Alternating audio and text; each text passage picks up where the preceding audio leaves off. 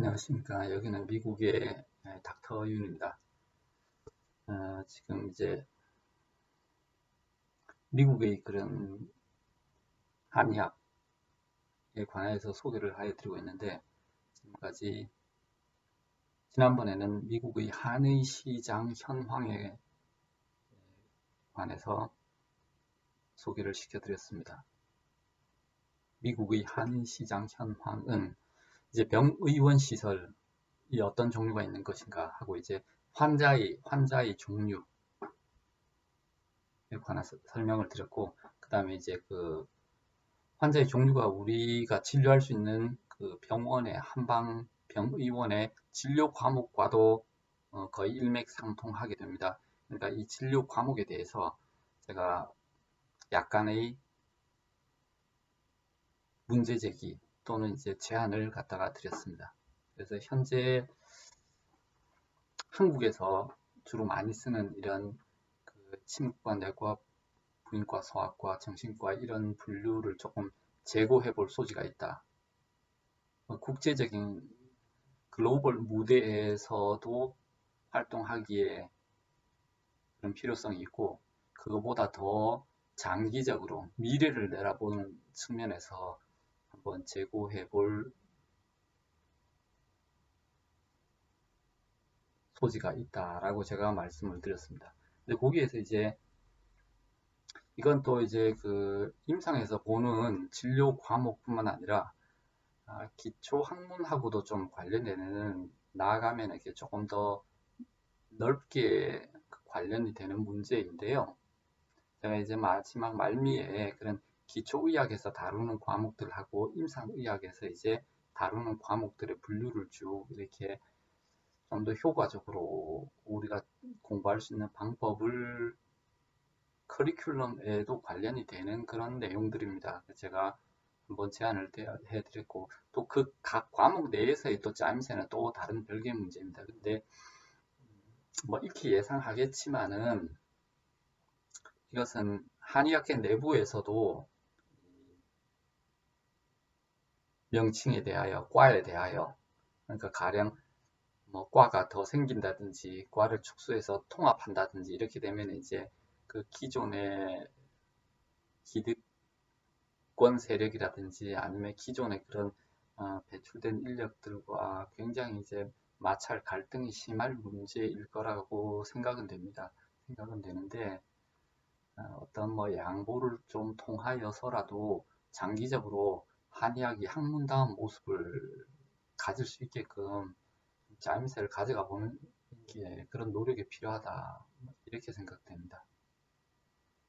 뭐 학문적인 그런 그 책들을 봐도 마찬가지입니다. 책들을 봐도 공부해 보신 분들은 좀 느끼시겠지만은 어떤 책들은 그냥 지엽적인 그런 책들이 있고, 어떤 책들은 좀 정보를 많이 모아놔도 중구난방인 책도 있습니다.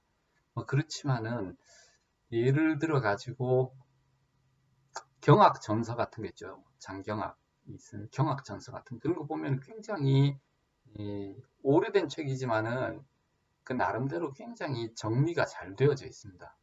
그러니까 학문이라는 거는 이렇게 자기가 잘 소화를 하면은 그 안에서는 체계가 서야지 됩니다. 체계가. 물론 다른 책에서 다른 시대에서 쓰는 용어들하고 매치가 안 될 수도 있습니다. 이론들도 정확하게 매치가 안 될 수 있습니다. 매치가 안 될 수 있는데 적어도 그 학문 내에서는 그 나름대로 일관성과 체계성을 갖추고 있어야 됩니다. 그래서 이게 꼭 남 보여주기 위해서뿐만 아니라 우리 내부 스스로 장기적으로 지속 가능한 발전을 위해서 학문이 제대로 된 그런 모습을 갖춰야 된다, 이렇게 생각합니다. 그래서 기초의학에도 지금 이제 저희가 여러 가지 이제 뭐 분류가 있는데 예전에 없던 분류들도 생겼죠. 그러니까 뭐 한방 생리학, 한방 병리학 뭐 이런 거는 예전에는 사실 의학을 공부할 때 그런 분류를 통해서 배운 건 아니잖아요. 이제 양방의학이 들어오면서 아마 그러한 커리큘럼에 맞춘 것으로 보여집니다. 근데 이것도 이제 전체적인 관점에서 한의학을 장기적으로 학문적으로 만들기 위해서 과연 어떠한 분류가 합당한지, 아마 제가 볼 때는 뭐 장경학 선생님께 살아오신다면은 좀 더 합리적인 그런 그 한방의학의 분류를 내어놓으실 수 있지 않겠나 생각이 됩니다. 그러니까 이게 그 발전하는 건, 의학이 발전하는 건 중요한데, 남이 옷을 껴다 입는다고 해서 그게 꼭 새로운 모습 발전이 되지는 않는다 봅니다. 제가 볼 때는. 그러니까 서양 의학의 그런 시스템을 도입을 한다고 해도 우리 나름대로의 한의학 자체로서 나름대로의 그런 관이 서 있지 않으면은 그러한 그 학문적 재배치, 구성 이런 것들이 꼭 한의학의 장기적인 발전을 촉진하는 그런 과정이 되지 못할 수도 있다라는 것이 이제 저희 생각입니다. 저희 견해입니다. 일단 그래서 그 부분은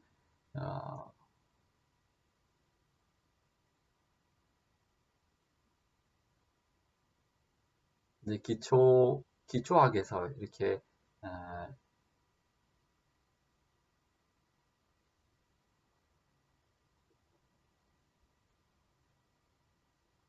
기초의학에서 배울 때 이론 기초와 일단 그 진료 과목 기초를 갖다 이렇게 쭉 배우고 그 다음에 임상의학에 와가지고 임상 진료 각 과목 이렇게 이제 쭉 배우게 되는데 뭐 일단 이 대목은 뭐 여러 가지 학계의 여러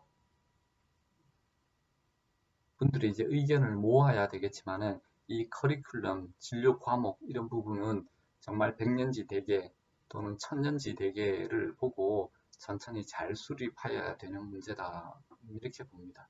그러니까 저희가 이렇게 세운 것이 물론 양방 과목, 진료, 의학 과목을 들여오는 거는 또 별개의 문제입니다. 그러니까 바이올로지, 뭐 패솔로지 이렇게 들어오는 거는 별개의 문제입니다.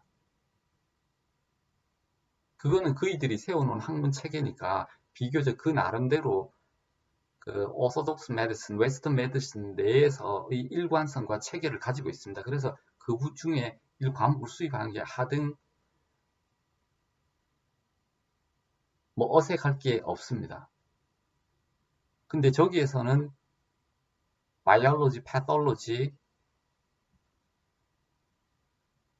그 다음에 뭐 조직학 같은 게 있는데 한방에서는 생리학, 병리학, 조직학이 없다고 해서 뭐 한방 생리학, 병리학, 조직학, 한방 세균학 뭐 이런 과목을 만든다 치면은 그것은 이제 대응을 위한 대응 논리밖에 되지 않을 수 있다는 거죠. 그게 진정으로 이제 한의학적인 학문에 이 적합한 구조이냐는 한번 잘 생각해 봐야지 될 문제인 것 같습니다. 자, 일단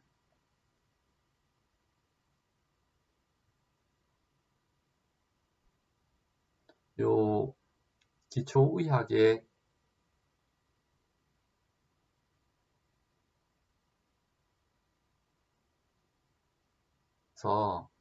기본 이론 과목과 그 다음에 이제 그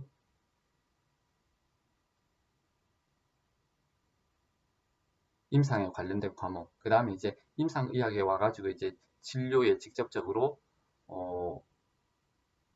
관여가 되는 이런 과목 분류에 있어서는 합리적인 그런 방법을 좀 찾아보는 게 좋겠다라는 것이 저희 이제 개인적인 의견이고, 거기에서 제가 이제 한 가지 언급을 하지 않은 부분인데 그거를 이제 하나 하고 넘어가려고 합니다. 그게 뭐냐 그러면 바로 사상의학입니다. 사상의학인데 사상의학은 여기에서 이제 기초의학이나 이제 임상의학에서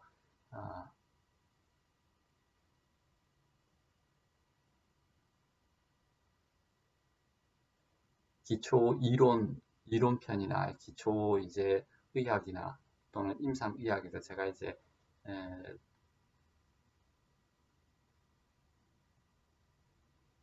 따로 언급을 하지 않았는데, 요거는 제가 왜 언급을 하지 않았냐 그러면은 사상의학이라는 분류는 다른 거하고 지금 이제 많이 혼용되어 가지고 뭐 한의사라면은 많은 분들이 알고 계시겠지만은 이제 배울 때는 저희가 확실한 차이점을 많이 느끼고 배웁니다.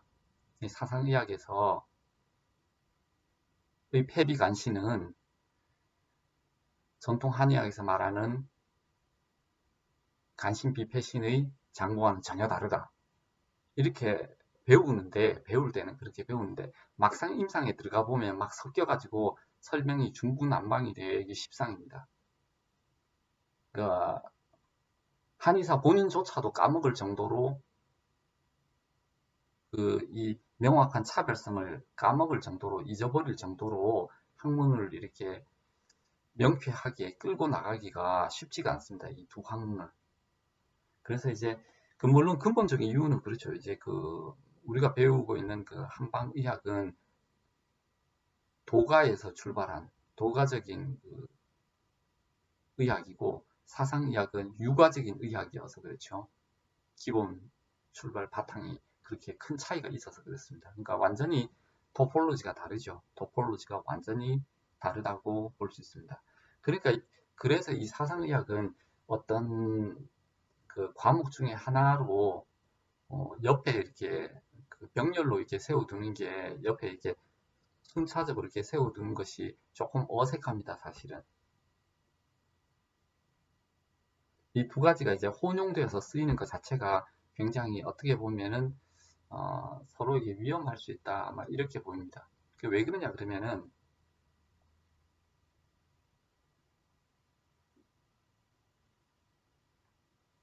이 사상의학의 가능성 때문에 그렇습니다. 지금 이제 사상의학이 굉장히 많이 유행한다고 생각하시는 분들도 있겠지만은 제가 볼 때는 이게 아직까지 굉장히 초창기 학문입니다. 그래서 아직 잠재력이 굉장히 크다고 봅니다. 저는 실제로 이렇게 임상에서 사상의학 그다지 이렇게 많이 개인적으로 많이 써먹고 보고 있지는 않습니다. 그렇지만 이제 분명하게 인식하고 있는 것은 기존의 의학과는 상당히 아니라 완전히 다른 종류의 의학이다라는 그런 인식을 가지고 있습니다. 그래서 이 사상의학은 예외적으로 좀 다룰 필요가 있습니다. 이제 기초이론과 기초의학과 임상의학에서 각각 이렇게 독립된 과목으로 좀 설정을 해주는 것이 필요하다라고 이렇게 보여집니다. 그렇게 되면 좀 장점이 있습니다. 어떤 장점이 있냐 그러면은 지금 현재 그런 학문 구조와 인력으로서는 거기에다 이게 많은 사상의학에다가 많은 시간과 노력과 비용적 지원을 하기가 어려울 수 있습니다. 어려울 수 있는데 장기적으로 보면 어떤 이점이 있냐 그러면 이게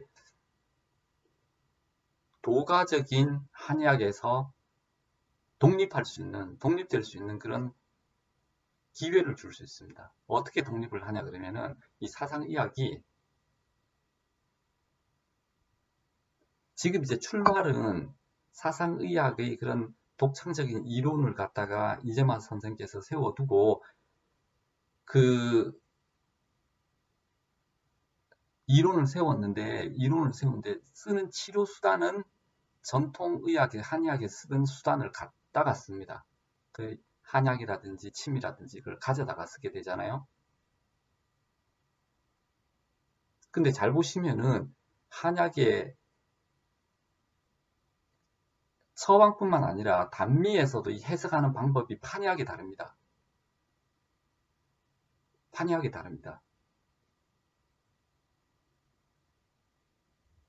소양인에서 형제방풍 이런 것들 갖다가 기존 한의학과는 달리 사상의학이 들어오면은 이렇게 보하는 그런 개념을 가지고 있죠. 그러니까 완전히 약물을 갖다가 해석하는 방법에서 방제를 구현하는 처방하는 방식, 환자에게 적용하는 방식이 완전히 다릅니다. 이게 어떤 시사점을 주냐 그러면은 기존 한의학이 테두리를 갖다가 크게 벗어날 수 있다는 그 가능성을 준다는 뜻입니다. 그러니까 지금 한의학으로서 현재의 도가적 한의학으로서 조금 하기 껄끄러웠던 부분 뭐냐 그러면은 양방을 흡수하는 부분입니다. 양방의학을. 그러니까 이 사상의학이 이런 한의학이 하나로 남아있지 않고 완전히 독립되게끔 취급을 해준다 그러면은 이런 도가적 한의학과 완전히 분리된 유가적인 의학으로 하나 독립시켜준다 그러면, 숨통을 틔워준다 그러면, 예를 들어 가지고 양방에서 쓰는 약물이나 영양, 누트리션 굉장히 중요합니다. 미국에서는 양방에서 쓰는 파마수틱스, 그 다음에 누트리션, 그 다음에 심지어는 이렇게 서저리까지, 수술 분야까지, 그러니까 약물, 영양, 또 운동요법, 생활요법, 수술에 이르기까지 이 의학으로서 어떤 체계를 세울 수 있습니다. 의학 내로, 사상의학 내로. 그러니까 양방에 쓰는 약물도, 영양도, 물리치료도, 수술도 사상의학 내로 들어와서 어떤 그 학문적 체계를 갖춰 볼 수 있습니다. 지금은 이제 당장 좀 어렵고 서운하고 힘들겠지만 한의학과 좀 거리를 두는 게 우리 형제잖아요, 형제. 기존에 있던 그런 그 동양의학과 한 형제잖아요. 사상의학은. 그렇게 되는 게 이제 좀 서운하게 보일 수도 있지만은 이거를 갖다가 오히려 이 형제가, 이 브라더가 좀 독립할 수 있게끔 좀 끈을 놓아준다 그러면은 오히려 한의학의 카테고리 안에서 이제 묶여 있을 때보다, 한의학 안에 묶여 있을 때보다 훨씬 더 크게 날개짓을 할 수도 있습니다. 사상의학이라는 게. 아주 독특한 관점으로 양방의학까지 포용하는 그런 거대한 의학으로 성장할 수가 있습니다. 그러니까 지금은 현재 쓰이는 수단이 무슨 소양인 처방, 소음인 처방, 뭐 태음인 처방, 뭐 이런 거를 연구를 하잖아요. 그런 침법도 연구를 하고. 근데 나중에 가게 되면은, 잘 하게 되면은 소양인 수술법, 소음인 수술법, 태음인 수술법, 뭐 이런 것들이, 이런 말이 나올 수도 있습니다. 뭐 영양관리 이런 거는 얼마든지 지금이라도 개발할 수 있죠. 그런 양방적인 그런 의료 현장에서 쓰일 수 있는 실전적인 그런 그 영양학 노하우 같은 것들을 빠르게 사상의학 내로 흡수해서 체계를 세울 수 있습니다. 마치 추나 카이로프랙틱이 최근에 이렇게 그 한의학 내로 급격하게 들어와서 자리를 잡은 것처럼.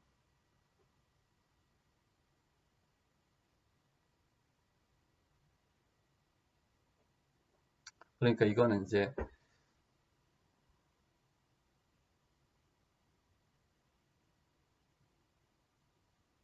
사상의학과 동양의학, 한의학의 그런 연계성과 차별성에 관한 문제입니다. 가깝게, 그러나 불가근, 불가원. 너무 멀지 않게, 그러나 너무 가깝지도 않게 이렇게 가야 궁극적으로는 이 사상의학의 날개를 펴게 해줄 수 있다. 그렇게 봅니다. 참고로 제가 이제 사상의학을 전공했거나 사상의학을 지원하기 위해서 하는 후원파는 아닙니다. 사실은 저는 기본적으로 이제 지금 현재 임상 현장에서는 기존의 그 도가적인 한의학을 갖다가 주로 활용하고 있습니다. 그렇지만 이렇게 사상의학에 대하여서 이렇게 말씀드리는 거는 현재의 우리가 활용하고 있는 사상의학이 한의학 내의 한 과목으로, 한의학 내의 한 진료 과목으로 이렇게 자리매김을 하고 있기 때문에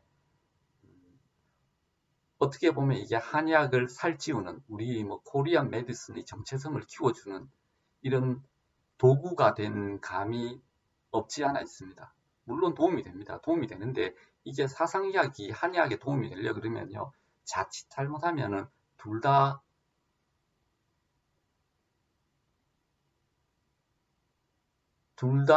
후퇴시킵니다. 둘 다 붙잡고 미끄러집니다. 한의학은 한의학 나름대로 제대로 앞으로 나갈 수 없고, 사상의학은 사상의학 나름대로 안에서 발버둥하기가 어려워지는 상황이 됩니다. 그래서 지금 현재 이 한의학이 쉽게 할 수 없는 부분들을 사상의학에서는 아주 쉽게 할 수 있는 그런 장점들이 있습니다. 또 물론 기존 한의학, 도가적인 한의학이 그 학문적인 그 크기로 보면 뭐 말할 수 없이 크고 역사가 오래되었죠. 그러니까 이거는 이 나름대로 두고 이거 안으로 이렇게 그 사상의학을 흡수하기보다는 사상의학을 갖다가 조금 새롭게 좀 독립시켜 줄 필요가 있다, 이렇게 생각이 됩니다.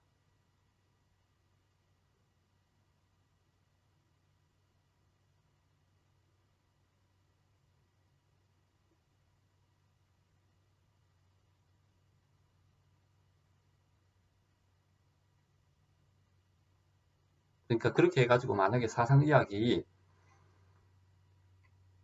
한의학과는 조금 좀 거리를 둔 채로 이게 성장하게 된다면 그 안에서는 자유롭게 어,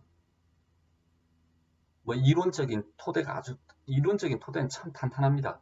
이론적인 토대는 굉장히 탄탄하니까 거기에 그 임상 과목으로서의 그 날개를 갖다가 조금 펼 수 있게끔 도와준다 그러면은 우리가 흔히 기존 한의학에 쓰던 침, 한약 이런 데 자꾸 이렇게 그 끼워 맞추려고 하지 말고요. 사상의학 나름대로 아주 독창적인 그 의학 시스템을 갖다가 그 안에서 갖춘다 그러면은 양방적인 거 다 이렇게 받아들여 가지고 나중에 되면은 이게 하나의 새로운 그 의학적인 기둥이 될 수 있습니다. 의학적인 기둥이 될 수 있습니다. 그렇게 되면 이거는 이제 그때 가서 우리가 보는 한의학의 모습, 그러니까 주로 침, 한약, 진료 수단으로서 의학적인 이론도 마찬가지입니다. 의학적인 이론, 황제 내경부터 시작해서 의학적인 이론을 뭐 상한론, 금교요라 이렇게 해서 쭉 내려오는 이런 구체적인 의학의 흐름, 그리고 그에 맞춰서 발달된 뭐 침, 한약, 뭐 또는 수기 치료까지 이렇게 쭉 거대한 의학의 하나의 흐름이 되고, 사상의학은 여기에 하나 아주 탄탄한 이론적인 베이스, 이게 동의수세보원 이론적인 베이스가 있고, 그를 바탕으로 해서 쓸 수 있는 침과 한약뿐만 아니라 영양, 양생 이런 데 강점이 아주 크다는 거죠. 물론 뭐 기존 한의학에도 없는 건 아니지만 이거는 굉장히 빠르게 성장할 수 있습니다. 그리고 양방적인 약물과 심지어 운동, 수술 요법까지 아주 빠르게 흡수해서 성장할 수 있습니다. 그런 것을 만약에 그 기존의 한의학에서 시도하려고 그러면은 굉장히 세월이 오래 걸릴 걸로 생각이 됩니다. 근데 사상의학은 굉장히 빠른 시간 안에 그런 신문물을 신의학을 흡수하여서 하나의 새로운 기둥으로 성장할 수 있다. 의학적인 기둥으로 성장할 수 있다. 그런 잠재력을 가지고 있다. 저는 그렇게 봅니다. 그래서 기존의 한의학, 그리고 사상의학, 그리고 양방의학, 이거는 이제 보면은 같으면서도 또 다른, 그러니까 한의학과 양방의학은 아주 좀 거리가 멀고 다르지만 사상의학 같은 경우에는 그 안에 한의학적인 내용과 양의학적인 내용이 동시에 다 들어갈 수 있는 그런 새로운 그 기둥이 될 수 있다. 그런 가능성을 갖다가 열어주자는 얘기입니다.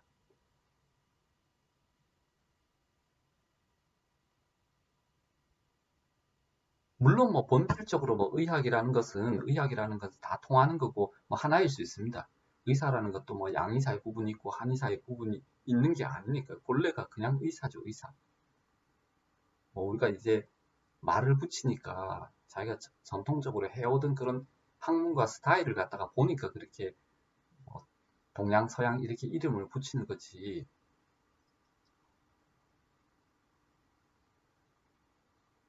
의학의 뭐 본질적으로 동쪽, 서쪽, 북쪽, 남쪽이 어디 있습니까?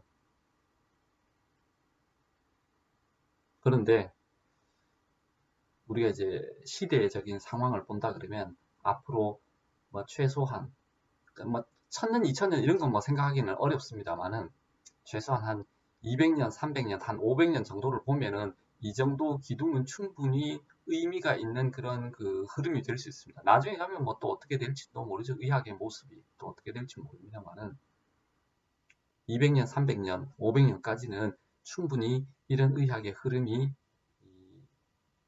발전, 연구 지속되는데 도움이 될 수 있는 그런 시스템이 될 수 있다. 뭐 이렇게 봅니다. 자, 그래서 이제 제가 지난번 말미에 진료 과목을 얘기하다가 진료 과목 분류의 그런 부조리성, 불합리성을 갖다가 이제 지적하면서 아울러서 기초이론, 기초의학, 임상의학 이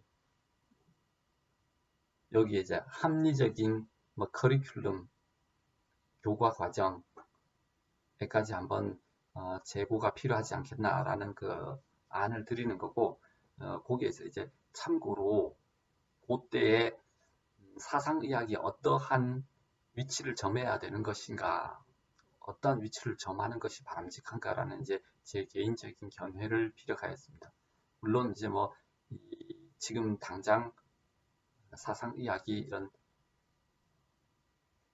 기존 한의학에 맞먹는 그런 뭐 큰 그 과목이나 세력으로 뭐 독립시켜야 된다 뭐 이런 뜻은 아닙니다. 나중에 되면은 어쩌면은 이제 그 양반까지 다 흡수해 가지고 이런 별도의 그 훌륭한 기둥이 되었다 그러면은 우리가 마음 크게 먹고 통 크게 독립시켜 줄 수 있습니다. 사실은 그렇지 않습니까? 뭐 한의과 대학 이외에 사상의학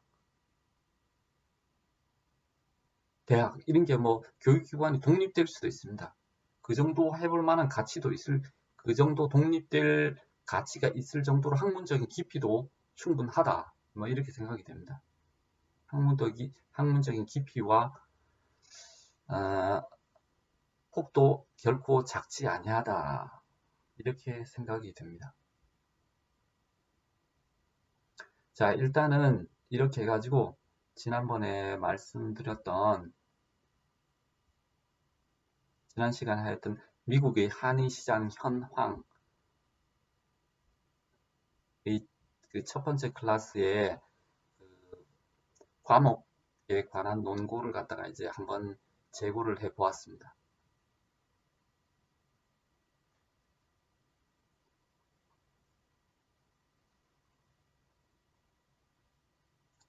자, 강의 들어주셔서 감사합니다.